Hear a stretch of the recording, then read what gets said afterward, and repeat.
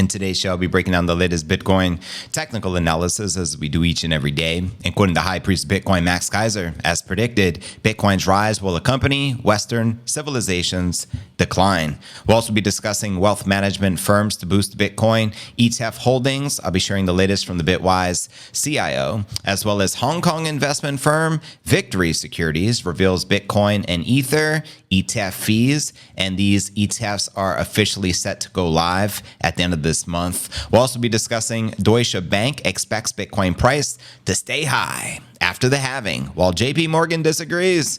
I'm not surprised, mofos. Just saying. Also, hedge fund veteran Mark Yusko says Bitcoin FOMO incoming as Bitcoin completes the halving. I'll be breaking down his timeline, and we'll also be discussing the Bitcoin price upper limit set to $4.5 million per BTC for this fourth halving cycle, according to Ecoinometrics. I'll be breaking this down for you. We'll also be taking a look at the overall crypto market. All this, plus so much more, in today's show.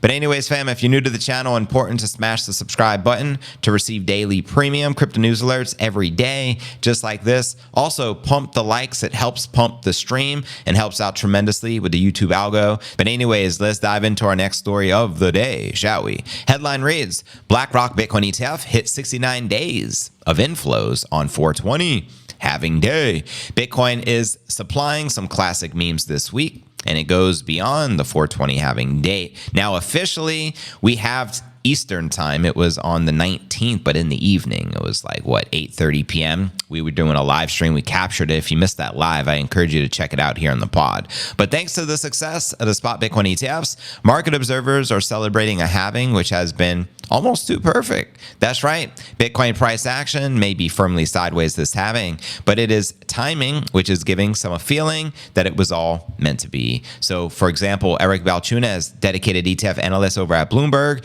revealed a curious halving day coincidence. Not only did the seminal event hit on April 20th, a key meme date in of itself, but the largest U.S. spot Bitcoin ETFs sealed 69 days of straight inflows. It's a little too perfect, he says. The Bitcoin ETFs have seen a marked slowdown in inflows since hitting their peak in March. And despite this, BlackRock iShares Bitcoin Trust, the largest ETF by assets under management, has yet to see a single day of outflows. And last we checked, they're currently holding over 272,000 BTC on the balance sheet.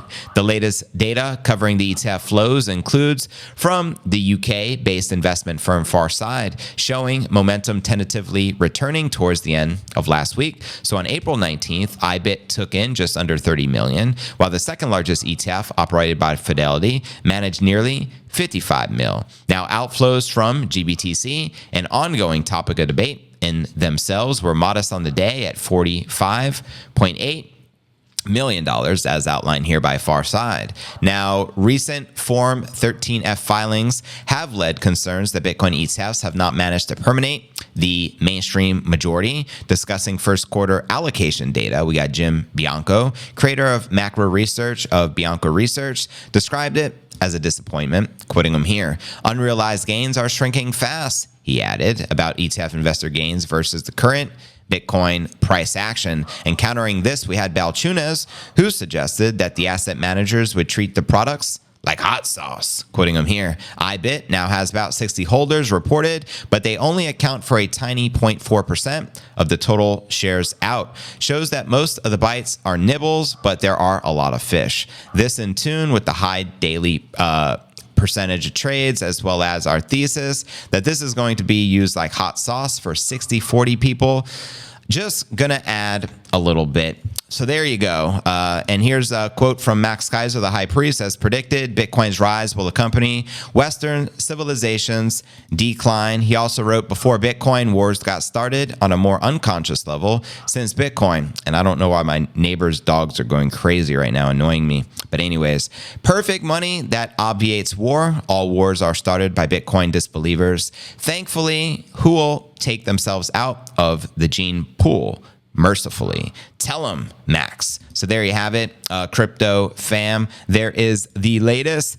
Let me know if you agree with some of that sentiment or disagree. Holla at your boy. Let's discuss a little deeper into the ETFs. This particular headline, wealth management firms to boost Bitcoin ETF holdings. This is according to the Bitwise CEO, Hunter Horsley, predicted that wealth management firms will increase their Bitcoin ETFs in terms of hodlings. The prediction comes at a time when the Bitcoin ETFs are expected to gain even more traction after the halving. Horsley's prediction aligns with the broader market belief that there is increasing demand for the ETFs, given that Bitcoin investments in the U.S. ETFs market recorded a net positive inflow right before the Bitcoin halving day, following 5 consecutive days of drain. That's right. BlackRock's iShares Bitcoin Trust IBIT is closing the gap, with Grayscale standing just shy of $2 billion.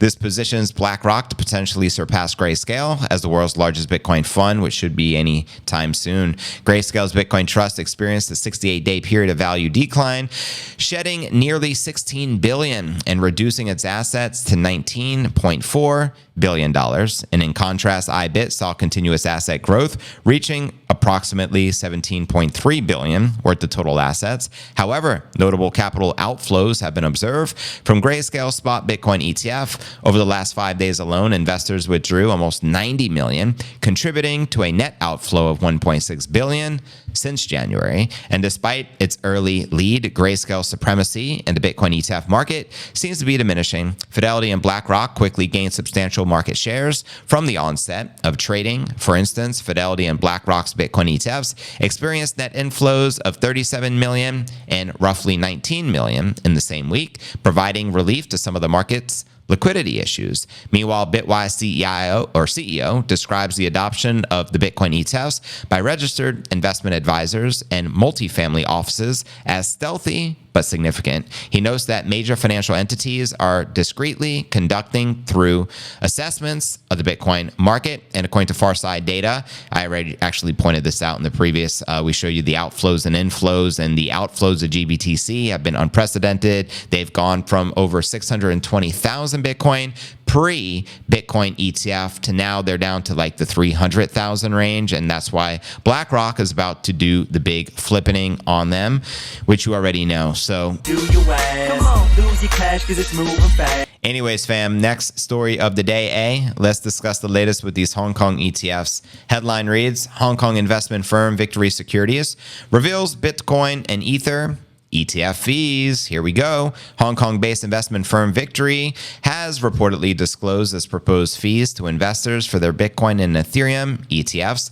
following the recent approval of the crypto ETF products within the region. The announcement comes even though the Hong Kong Securities and Futures Commission, known as the SFC, has yet to publish a list of approved ETF issuers. If approved by the SFC, Victory Securities customers will face proposed fees for Ethereum and Bitcoin ETF shares in the primary market set at 0.5% and 1% of the total transaction, with a minimum fee of $850, according to an extract of the translated report shared by Wu Blockchain on 420. That's right. For investors interested in buying and selling existing ETF shares on the secondary market, the fees will be 0.15% for online transactions and 0.25% for telephone transactions. Quite interesting. Now, the fees are comparable to the rates set out by the U.S. asset managers offering spot Bitcoin ETFs. While different fees in the U.S. are waived until various times this year, asset manager Franklin Templeton set their fee to 0.19%, while other ETFs range between 0.2% and 0.9%. Now, we all know GBTC imposes a notably higher fee of 1.5%, which is the highest by far. Now, it was reported Hong Kong has become the latest country to approve the spot Bitcoin and Ether ETFs, and this is actually the first spot Ether ETF in history. Now, at least 3 offshore Chinese asset managers, including Hong Kong units of Harvest Fund Management, Basra Asset Management, and China Asset Management, plan to launch their spot Bitcoin ETF and Ether ETF soon, with the approval which saw praise from many in the Hong Kong or in the crypto community in general. Others were more skeptical of the ETF success within the region, quoting Belchunas, mainland China investors probably won't be eligible to buy Hong Kong listed spot Bitcoin and Ether ETFs as they are barred from buying virtual assets. So there you go. According to Belchunas, the inflows are not going to be as high as They are here in the States for those reasons, as many investors are limited, obviously not including mainland China. But let me know your thoughts, as it seems the fees are very competitive with what we already see here in the States. But one of the major differences I'm aware of that you could actually put crypto in, whereas within the States here, you got to use the cash equivalent, right? Everything is cash in and cash out, where here we may be able to use Bitcoin and Ether to actually invest into the ETF itself. But it leads me to believe, if you're a self-custodied hodler, what's the incentive to use, an ETF, an institution or whatever, to hold your Bitcoin so you can pay a fee? Wouldn't you rather self-custody it, not pay any fees, and have unconfiscatable crypto? That's just me thinking out loud. But anyways, I digress. Let me know your thoughts, family. I think on the broader scale is definitely good, though. I think the more competition, the better. Big money coming out of Hong Kong. So hopefully it has a good positive impact overall on the crypto market. But let me know your thoughts. Anyways, fam, let's discuss 75,000 incoming, new all-time high price discovery. Send it.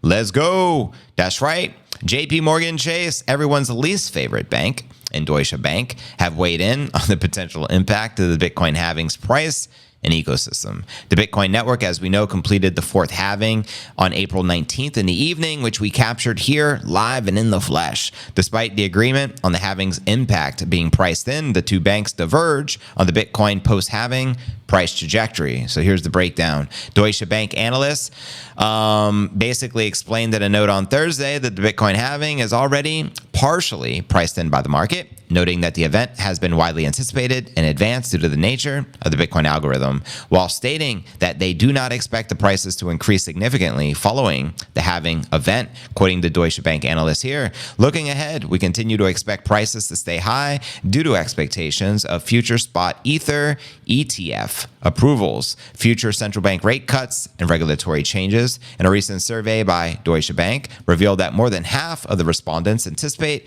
cryptos to evolve into an important asset class and a payment method. And furthermore, 10% of those surveyed expect the Bitcoin price to surpass 75,000 by the end of the year. Why so bearish? Well, I guess we're talking about people from a bank. Banks, are going to be banks at the end of the day. Now, JP Morgan analyst also doubled down on his belief that the Bitcoin halving has largely been priced in. Now, I disagree, and nothing new under the sun. I typically always disagree with the big banks, so I don't believe it's priced in whatsoever. He said Thursday expects a near-term decline in the price of Bitcoin following the halving, attributing it to overbought conditions and prices remaining higher than the crypto's comparison to gold when adjusted for volatility. He also highlighted the subdued level of venture capital funding for crypto projects. Quoting the JP Morgan analyst, we do not expect Bitcoin price increases post-halving, as it has already been priced in. In fact, we see downside for the Bitcoin price post-halving for several reasons. Now, last week, JP Morgan cautioned about potential downward risks of the crypto market, highlighting the Bitcoin remains overbought despite the recent price fluctuations. The analysts also cast doubt on the crypto's ability to achieve parity with gold in investor portfolios. The Global Investment Bank anticipates a potential drop of the Bitcoin price to 42,000 following the halving. Now, everyone can dream at the end of the day. Personally, I don't see it, but hey, to each their own.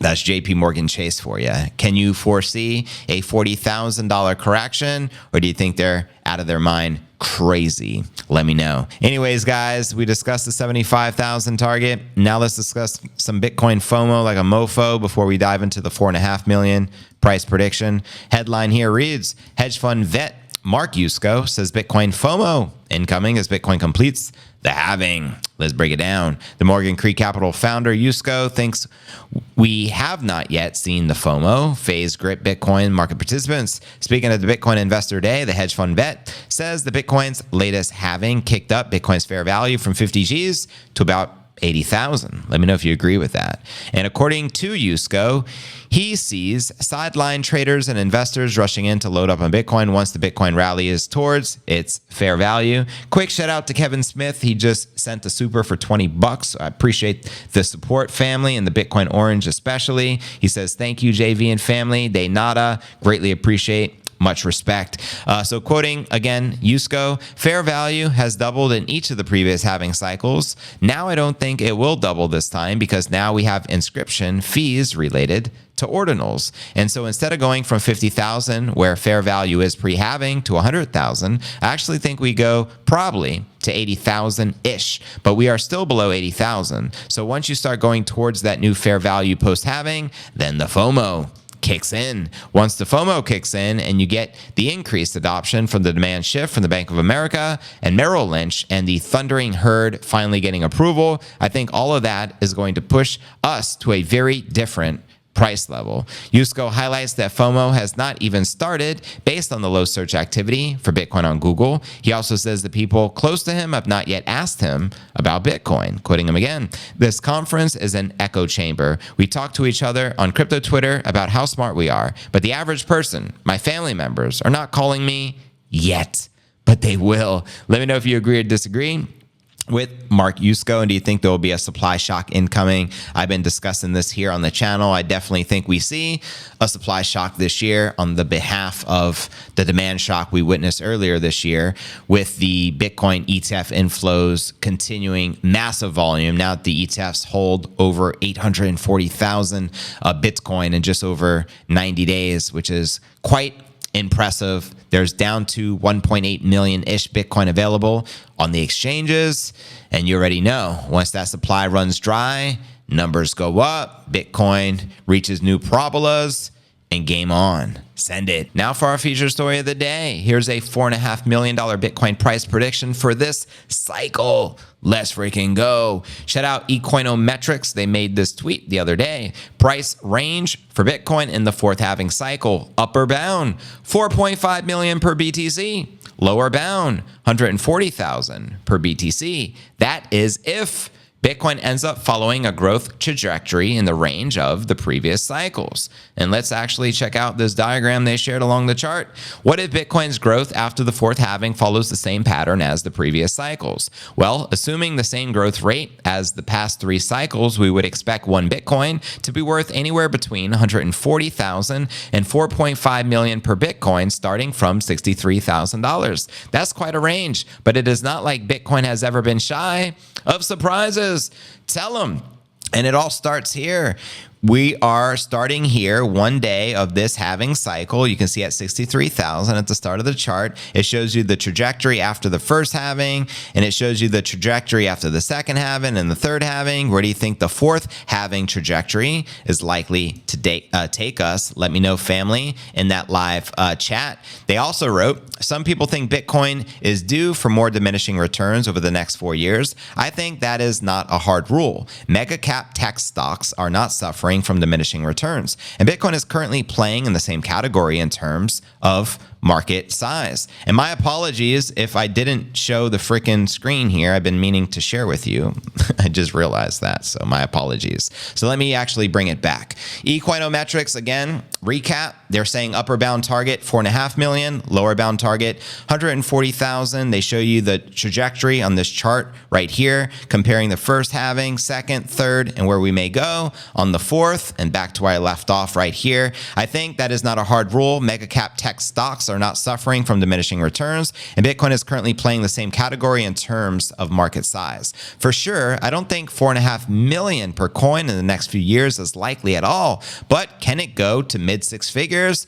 Abso-frickin-lutely. And so let me know if you agree or disagree. And now I actually want to read you this article. Headline, Bitcoin price upper limit set at 4.5 million for the fourth halving cycle. Let's go. That's right. As the fourth Bitcoin halving concluded, experts offer bold predictions for the Bitcoin future. Ecoinometrics, the leading crypto insights provider, set the upper bound for the Bitcoin price for the fourth halving, set at an astounding 4.5 million per BTC. And in addition, a Bitcoin maxi offered a staggering 1 million target for the Bitcoin price action. So let's break this baby down. In a statement, Ecoinometrics emphasized some people think Bitcoin is due for more diminishing returns over the next 4 years. I think that is not a hard rule. They cited the example of the large cap tech stocks to explain the situation and added, mega cap tech stocks are not suffering from diminishing returns, and Bitcoin is currently playing in the same category in terms of market size. However, they expressed skepticism of the Bitcoin Bitcoin price surging as high as 4.5 million within the next few years. Moreover, the analysts mentioned that the upper limit has been set considering the Bitcoin will mirror the upward trajectory noticed after the past halving event.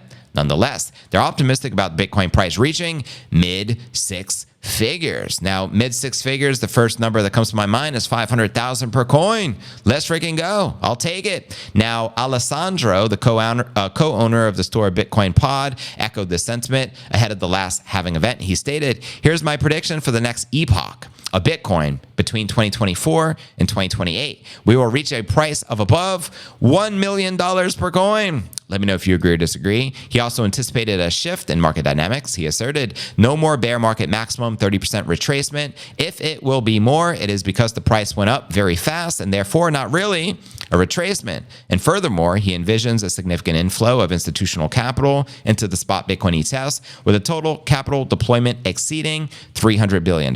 In addition, he predicted that several S&P 500 companies will publicly disclose their ownership of Bitcoin or Bitcoin ETFs on their balance sheet, and also highlighted Bitcoin's potential to become an environmentally sustainable asset, noting the following: Bitcoin will become an ESG asset, also in the mainstream narrative, contributing to increased renewable energy usage. So there you freaking go. Let me know if you agree or disagree with Ecoinometrics and their 4.5 million Bitcoin price prediction for this epoch cycle upper bound top with their lower bound target of 140,000 and their most likely scenario in the mid six-figure range, which would mean roughly $500,000 per biddy. Let me know your thoughts. I can see it happening. My bear scenario for this particular epoch between 2024 and 2028 is $222,000. And my bull scenario, which is my bullish case, is $750,000. And what's right in the middle? $500,000 per coin. So let's freaking go. Can you see a $500,000 biddy? Holla. Let me know your thoughts. I feel most likely it's going to happen by next year in 2025. I think if the cycles are to repeat or rhyme with the previous halvenings, then it's the year preceding the halving. We tend to hit the cycle peak. However, we also have to consider things are much different in the landscape of the crypto sphere this particular epoch. For example, for the first time in Bitcoin history, we broke the previous all-time high before the halving, right? We smashed 73.8 roughly a month ago, and we just had the halving like virtually a day and a half ago. So you got to keep that in mind. So things are a little different in the landscape. Also, we have the institutional adoption, which did not exist previous cycle. So with all this institutional FOMO, BlackRock now holding 272,000 Bitcoin, about to flip GBTC, already overtook that of MicroStrategy. MicroStrategy does control 1% of the Bitcoin circulating supply, and they're just getting started. So now you have major asset managers racing for the biddies, all in competition with one another. Now we have ETFs about to be launched out of Hong Kong. You have ETFs about to be launched out of El Salvador. We have more nation state adoption besides El Salvador. We have Mr. 100 continuing to purchase at least 100 Bitcoin per day. According to Max Kaiser, his top candidate, he believes, who is Mr. 100, is the nation of, I shouldn't say nation, but Abu Dhabi, which is UAE, major city over there in the Middle East. That Dubai money, you know what I mean? So what are your thoughts? We also have sovereign wealth fund adoption, such as Qatar. We also have, you know what I mean? We can't underestimate the retail. The previous cycle was driven 100% retail and took us to $69,000 per coin. So once you start to factoring institutional FOMO, retail, nation state adoption, right? Sovereign wealth fund adoption, and all this other stuff about to hit the fan, things are about to get pretty lit. So I want to know your thoughts. Can you see that? Up to 700,000 bottom, control at 540,000, says Claude Schultz. I love it. Gary says, I like 500,000. Make it happen. Send it, Captain. Let's freaking go. Bitcoin is super bullish right now. That's right. Hella bullish. 65,000 times 48 is 3.1 million by the next halving. Let's go, Greg. I love it. Thanks for sharing. Someday I'll be a millionaire. Until tax time, well, if you hodl, you always be a millionaire. You know what I mean? No capital gains for those who hodl. Let that sink in. Panama was a lot of fun. I visited San Juan Island. Nice. Panama is a lot of fun. Shout out Panama. We're closer to 200,000 Bitcoin due to the ETF paper hands. The Dave Portnoy's, eh? Expos John. 4.5 milli. I need to buy what is that? A defibrillator? What's the defibrillator do? I'm not familiar with that thing. But yeah, $1 million, family. Can you see it happening? 4.5 million, 500,000. When do you feel that's most likely to happen? Can you see it occurring this cycle? Or do you think that's a little crazy? Do you think it'll be the next cycle? Holla at your boy and let me know.